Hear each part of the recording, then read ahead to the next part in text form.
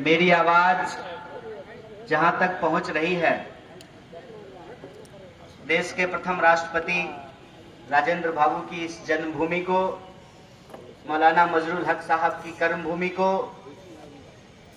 मैं सबसे पहले नमन करता हूं और ऑल इंडिया स्टूडेंट फेडरेशन के स्टेट कॉन्फ्रेंस में अलग अलग जिलों से आए हुए आप तमाम प्रतिनिधि साथियों का और चंदू की याद में बनाए गए इस मंच पे उपस्थित आप तमाम गणमान्य का, जहां तक भी मेरी आवाज पहुंच रही है, आप तमाम आदरणीय बुजुर्गों का, माताओं बहनों का, किसान मजदूर भाइयों का, दुकानदार दोस्तों का, आप सबका मैं क्रांतिकारी इस्तकबाल करता हूं। आपको जय भीम और लाल सलाम पेश करता हूं। दोस्तों, मैं अपनी बातचीत रखूं उससे पहले एक बात मैं स्पष्ट करना चाहता हूं। जो भी लोग आ रहे थे बातचीत के लिए, सब लोग कन्नन गोपीनाथन जी को पूर्व आईएएस कह रहे थे। टेक्निकली वो पूर्व आईएएस नहीं है, वो अभी भी आईएएस ही हैं, क्योंकि सरकार ने उनका इस्तीफा अभी तक मंजूर नहीं किया है। बड़ा कमाल देश है अपना। एक तरफ लोगों को नौकरी नहीं मिलती है, लोगों को वैकेंसी नहीं देती है, और जो लोग नौकरी छोड़ करके, सरकार से ऊब करके, तंग आकर के इनकी नीतियों का विरोध करते हुए नौकरी इनकी मुंह पे मार देते हैं, उनका इस्तीफा स्वीकार नहीं करते हैं। या तो अपॉइंटमेंट भेज दो या रेजिग्नेशन एक्सेप्ट कर लो। तो टेक्निकली वो आईएएस हैं, पूर्व आईएएस नहीं है। और हाँ, मैं पूर्व विद्यार्थी हूं जेएनयू का। मैं अब जेएनयू का विद्यार्थी नहीं हूं। मुझे जेएनयू से निकले हुए कई साल हो चुके हैं, लेकिन अब भी जब भी जहां कहीं भी जाते हैं तो लोग जेएनयू के नाम से ही बुलाते हैं। इस संबंध में एक बात मैं आप तमाम लोगों से साझा करना चाहता हूं। यह वर्ष साहिर लुधियानवी साहब का जन्म शताब्दी वर्ष है। साहिर लुधियानवी साहब के गाने बुजुर्ग से लेकर के आज के नौजवान तक गुनगुनाते हैं। आप में से बहुत सारे लोगों ने प्यासा फिल्म देखा होगा। उसमें एक गाना है कि ये दुनिया अगर मिल भी जाए तो क्या है, ये महलों, ये तख्तों, ये ताजों की दुनिया, ये दुनिया अगर मिल भी जाए तो क्या है। इस गाने को आज भी अगर गाएंगे तो बहुत सारे बुजुर्ग जो है आपकी बर्तनी ठीक करने लगेंगे, बोलेंगे ठीक से नहीं गा रहे हो, इसमें जौ का उच्चारण ठीक से नहीं लिया गया है। साहिर साहब की और कई मशहूर नज़्में हैं, बहुत सारी गीत उन्होंने लिखे हैं। एक गाना और बहुत मशहूर है कि मैं पल दो पल का शायर हूं, पल दो पल मेरी कहानी है, पल दो पल मेरी हस्ती है, पल दो पल मेरी जवानी है। ये साहिर साहब का जन्म शताब्दी वर्ष है। और साहिर साहब का नाम मैं इसलिए यहां ले रहा हूं कि Sahir Ludhianvi all India student federation Punjab के प्रेसिडेंट हुआ करते थे। तो एआईएसएफ से जो जुड़े हुए लोग हैं, जो साथी हैं, मैं उनको यह बात बताना चाहता हूं कि आपके कंधे पे ये जो झंडा है, ये कोई मामूली झंडा नहीं है। आपने अपने हाथ में जो विरासत लिया है, वो विरासत कोई मामूली विरासत नहीं है। मुझे जब पूर्व जेएनयू स्टूडेंट कहा जाता है और जब मैं साहिर साहब का जिक्र कर रहा हूं, तो एक बात मैं आपको बताना चाहता हूं कि साहिर लुधियानवी साहब जिस कॉलेज में पढ़ते थे, जिस कॉलेज से उनको निकाल दिया गया था, आज उनकी सबसे बड़ी मूर्ति उसी कॉलेज में लगी हुई है, गवर्नमेंट कॉलेज लुधियाना में। इंसान की पहचान किसी चीज से जुड़ जाती है, चाहे वो उस संस्थान का हिस्सा ना रहे, लेकिन यह उसकी पहचान बनी रहती है। मुझे इस बात का गर्व है कि मुझे आज भी जेएनयू का पूर्व विद्यार्थी कहा जाता है। इस बात पर मैं गर्व करता हूं। और इस बात पर मैं इसलिए गर्व करता हूं कि मुझे कई बार महसूस होता है, देशद्रोही के आरोप झेलने वाले हम लोग इस देश के प्रथम समूह हैं। सीनियर हुए ना जी? नहीं, आजकल तो किसी को भी कहा जाता है। दिल्ली के बॉर्डर पे जो किसान बैठे हुए हैं उनको देशद्रोही कहा जाता है। 2 दिन का बैंक का हड़ताल करने वाले बैंक कर्मियों को देशद्रोही कहा जाता है। कल को नौजवान अगर एसएससी में धांधली क्यों हुई है, एसएससी की बहाली क्यों नहीं हो रही है, परीक्षा का परिणाम क्यों नहीं निकल रहा है, उसको लेकर के सड़क पे उतरेंगे तो उनको देशद्रोही कहा जाएगा। तो हम लोगों को तो सबसे पहले कहा गया है ना, सीनियर स्टूडेंट है ना हम लोग इस मामले में। हम तब भी यही बात कहते थे और इसीलिए हमने साहिर साहब का जिक्र किया कि जिस गवर्नमेंट कॉलेज लुधियाना से उनको निलंबित किया गया था, आज वहां उनकी सबसे ऊंची मूर्ति लगी हुई है। हम तब भी यह बात कह रहे थे कि हमारी लड़ाई किसी सरकार से इस बात के लिए नहीं है कि आप हमको क्या दे रहे हैं, हमारी लड़ाई इस बात के लिए है कि आप देश को क्या दे रहे हैं और आप देश को कहां लेकर के जा रहे हैं। बहुत ठीक कहा कन्नन साहब ने, प्रजा है कि नागरिक हैं,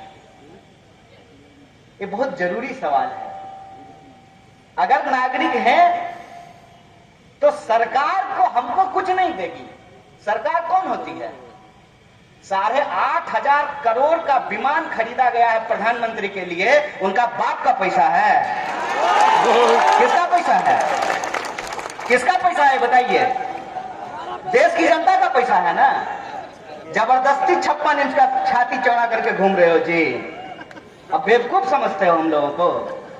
क्या है, बिहार के लोग अलहुआ जरूर खाते हैं, आलू जरूर खाते हैं, बुड़बक नहीं है। बुड़बक समझने का गलती मत कीजिएगा। ये वो धरती है जहां पे शंकराचार्य को भी मंडन मिश्र ने परास्त किया था, ये वो बिहार की धरती है। ये वो धरती है जहां दशरथ मांझी एक छेनी हथौड़ी लेकर के पूरा पहाड़ काट करके रास्ता बना दिए थे, ये वो धरती है।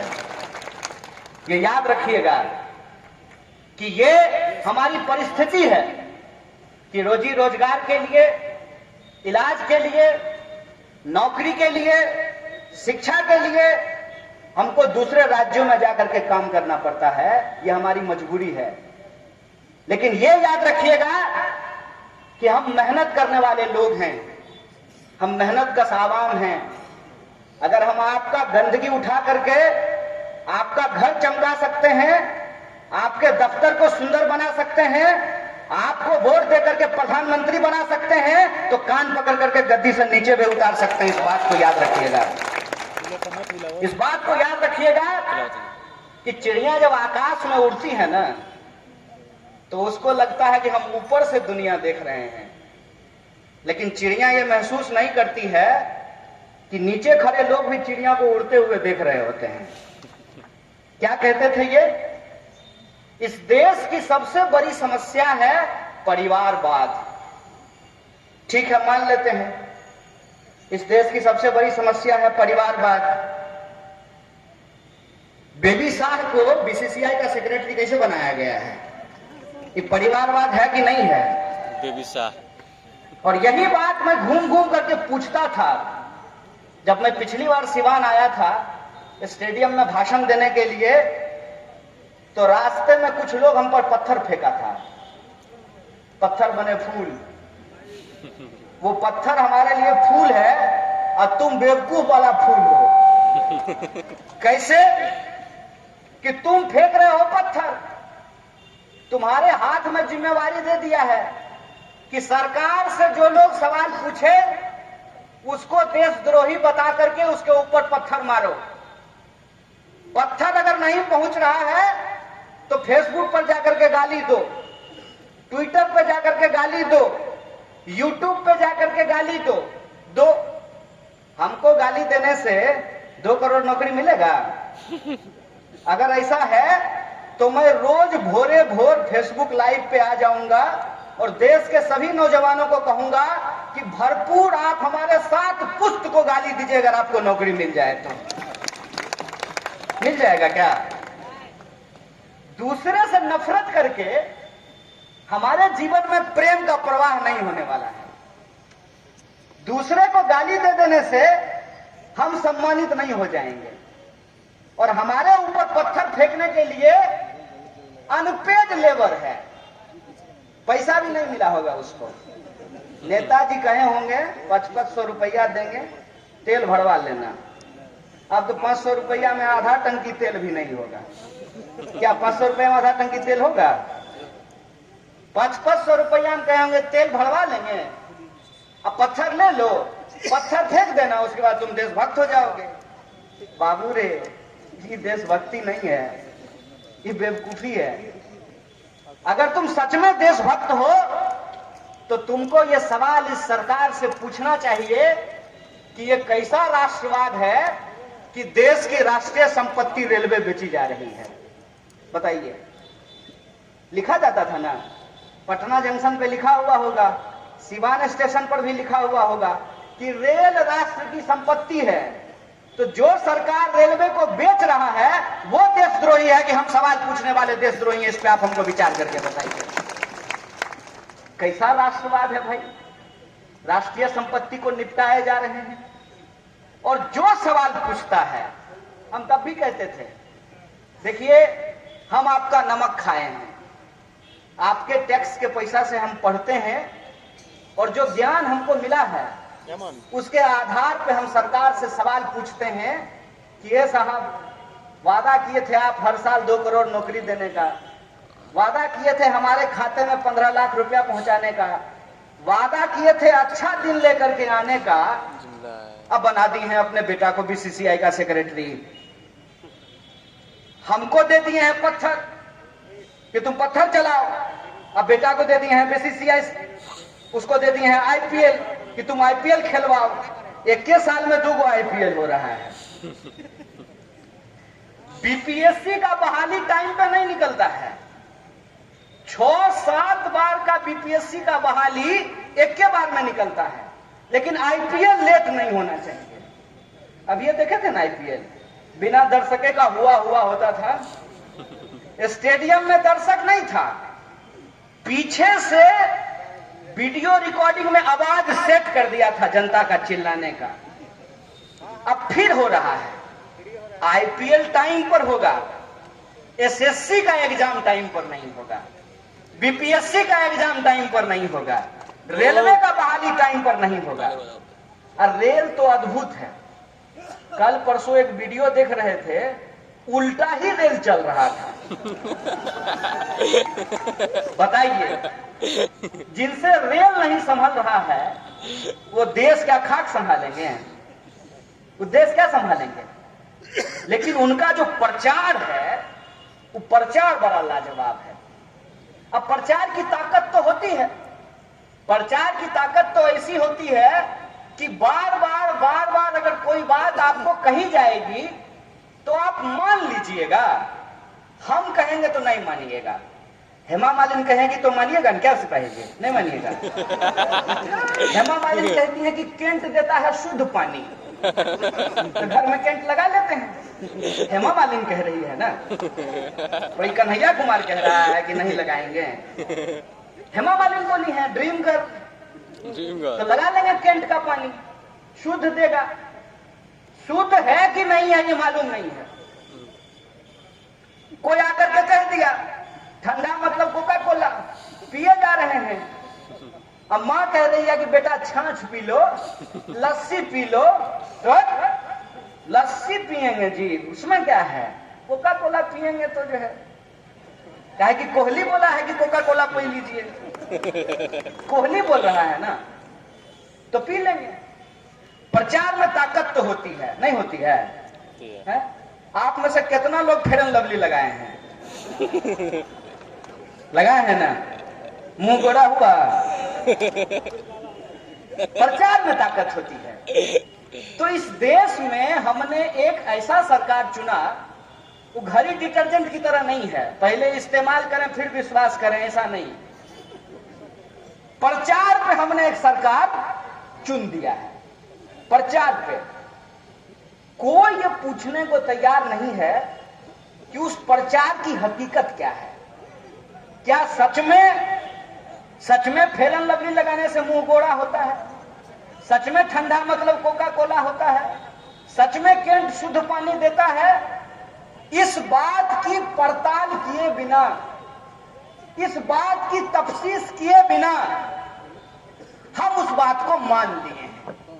जैसे कि अगर बीजेपी की सरकार है तो हिंदू हित जो है उसको साधा जाएगा।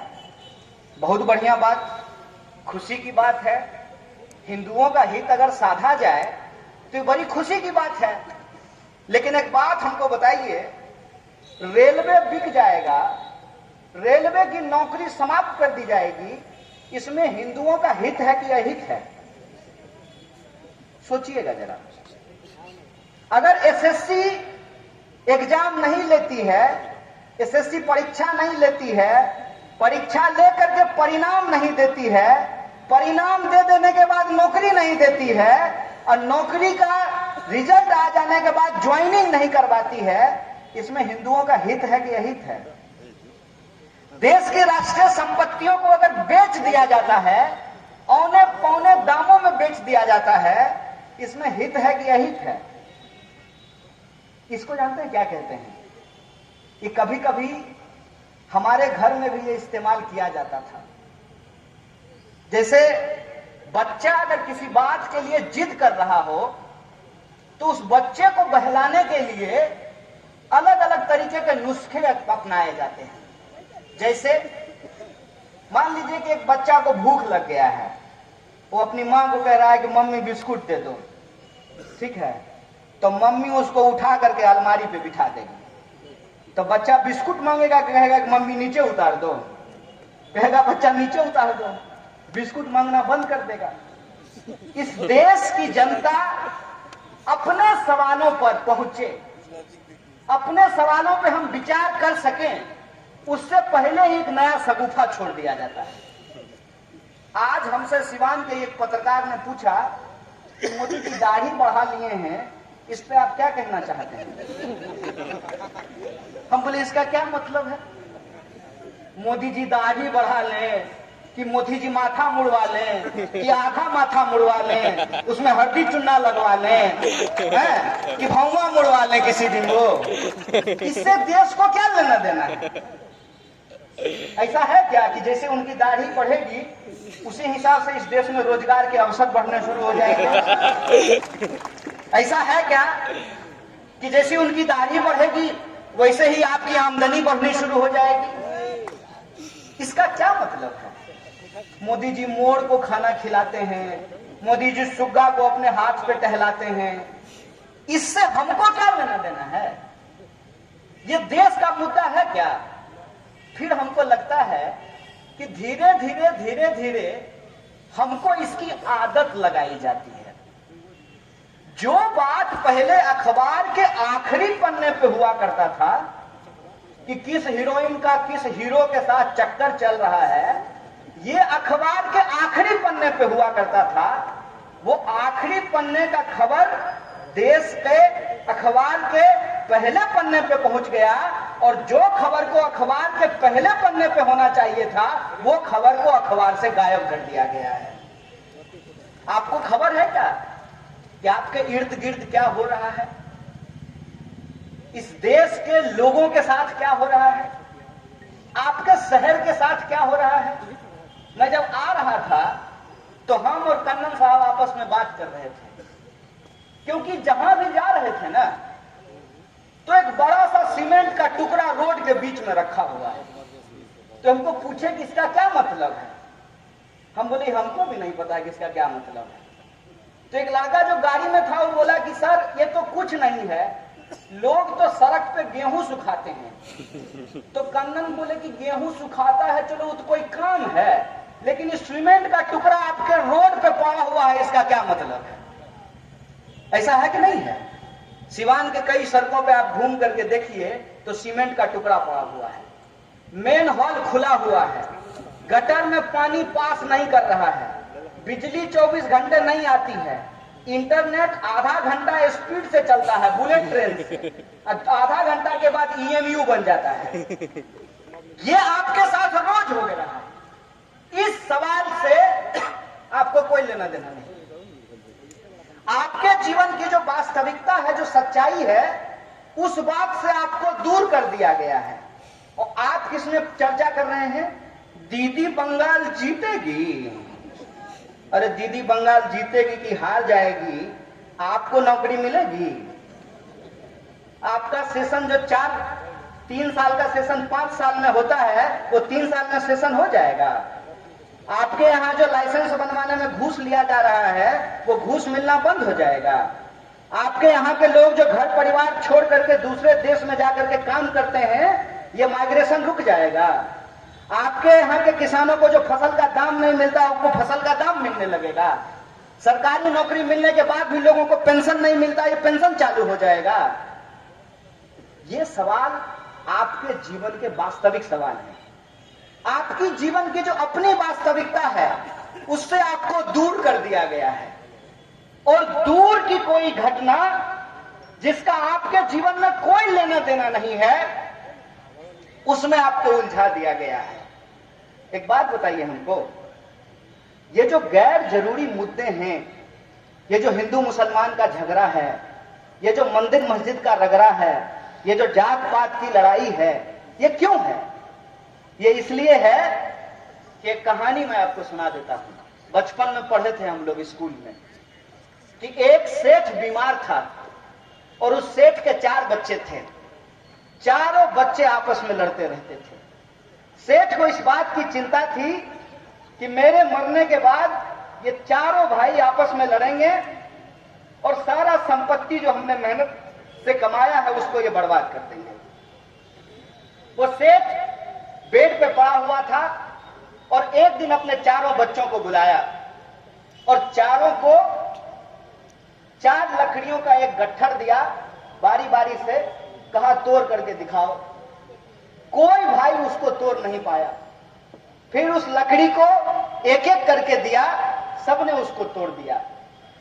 वह यह समझाने की कोशिश कर रहा था कि इस देश के जो आम लोग हैं, बोलिए समाज में ज्यादा गरीब लोग है कि अमीर लोग है? गरीब। बॉर्डर पर गरीब का बच्चा मरता है कि मंत्री जी का बच्चा मरता है? गरीब। किसान खेत में जो आप आत्महत्या कर रहे हैं, वो गरीब है कि अमीर है? और सरकार को वोट देने वाला लोग गरीब है कि अमीर है?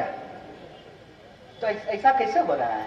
130 करोड़ हम ही वोट दे रहे हैं, हम ही सरकार चुन रहे हैं और हमारे साथ ही सारी समस्या हो रही है।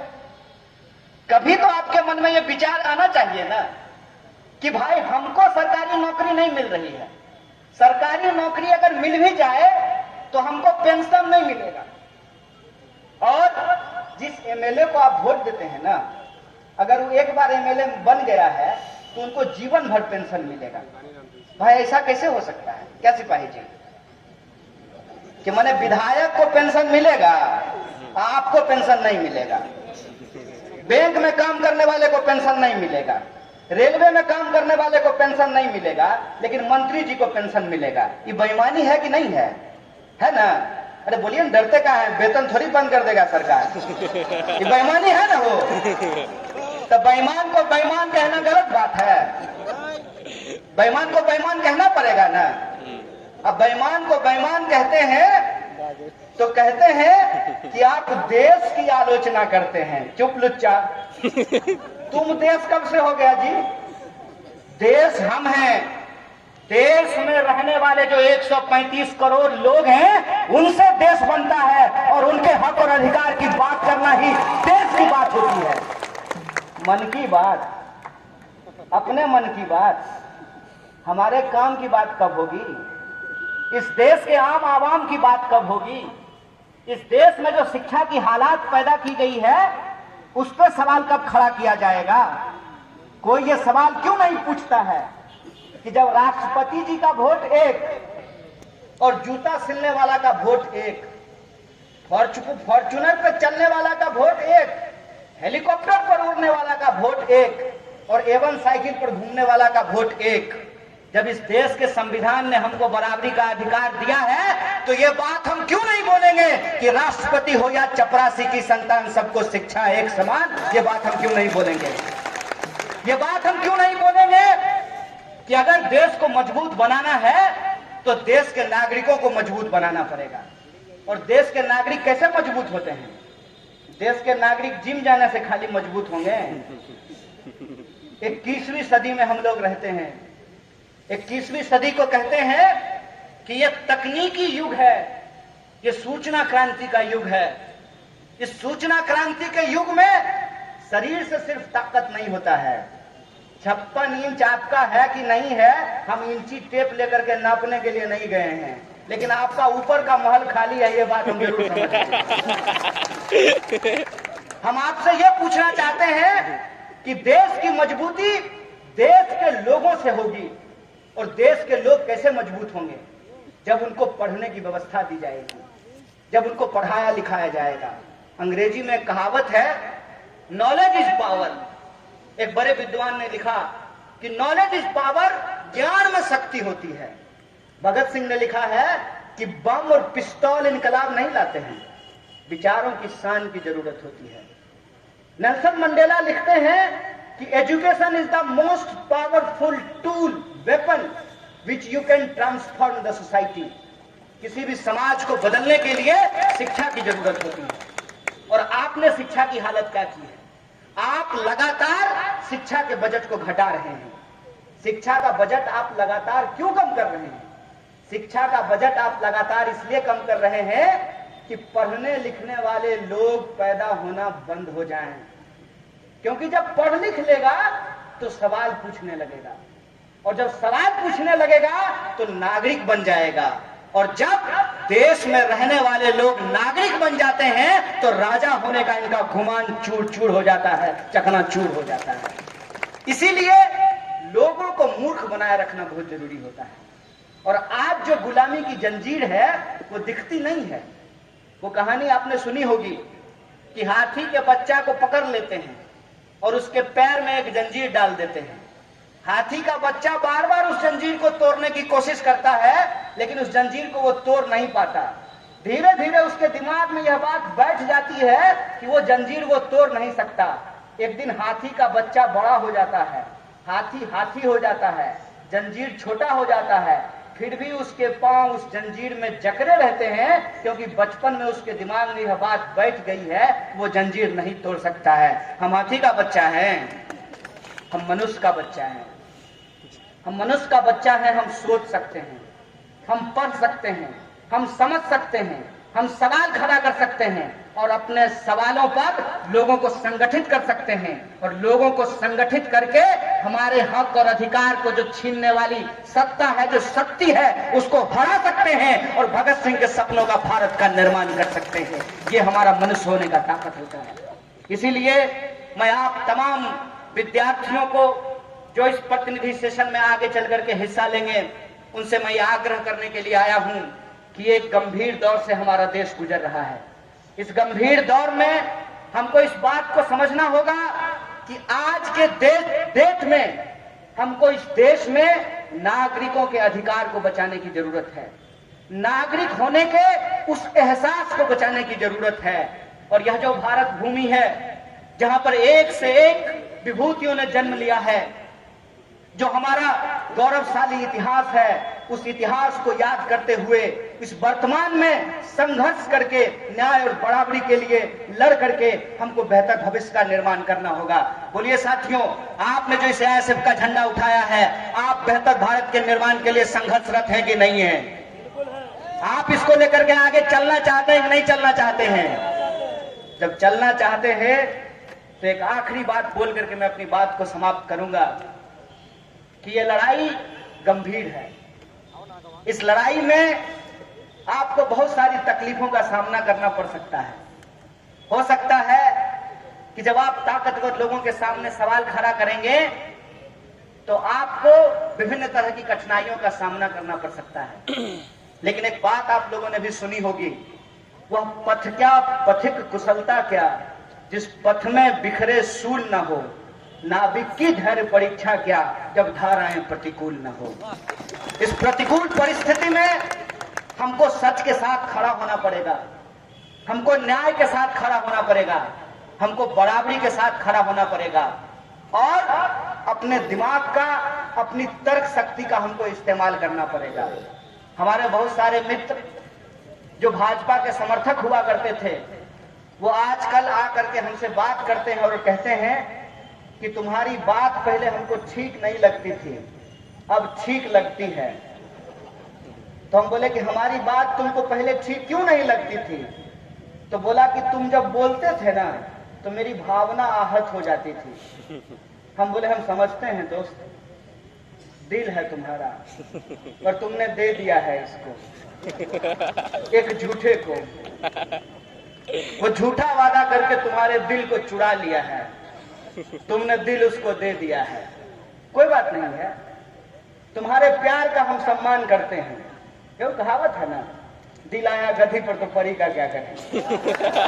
दे दिए दिल, कोई बात नहीं है, दिल का हम सम्मान करते हैं। माँ बाप भी जब कहते हैं ना पढ़ लो, समय बर्बाद मत करो, प्यार मोहब्बत के चक्कर में मत रहो, तो हम लोग भी कहाँ मानते हैं। दिल का मामला है, लेकिन आपके पास सिर्फ एक दिल ही नहीं होता है, एक दिमाग भी होता है। दिल आप दे दिए हैं, कोई बात नहीं है, दिमाग से हर बार आप इस बात को सोचिएगा कि हम कहां जा रहे हैं, देश किस ओर जा रहा है, समाज किस ओर जा रहा है, और इसमें हमारी क्या भूमिका होनी चाहिए।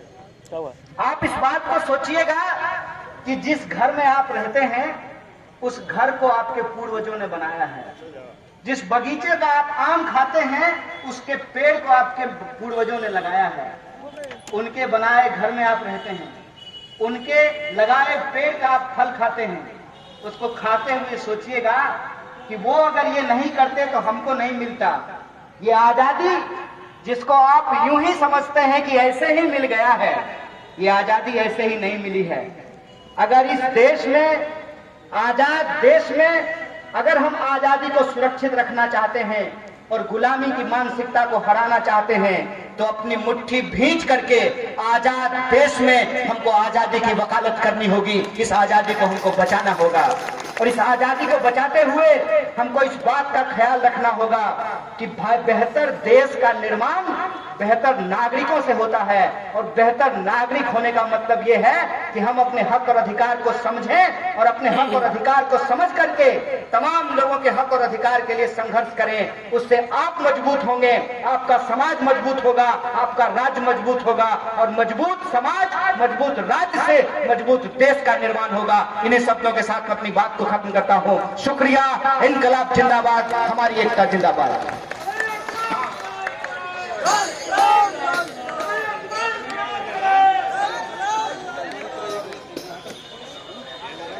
दोस्तों ऐसा ये है कि मैं अब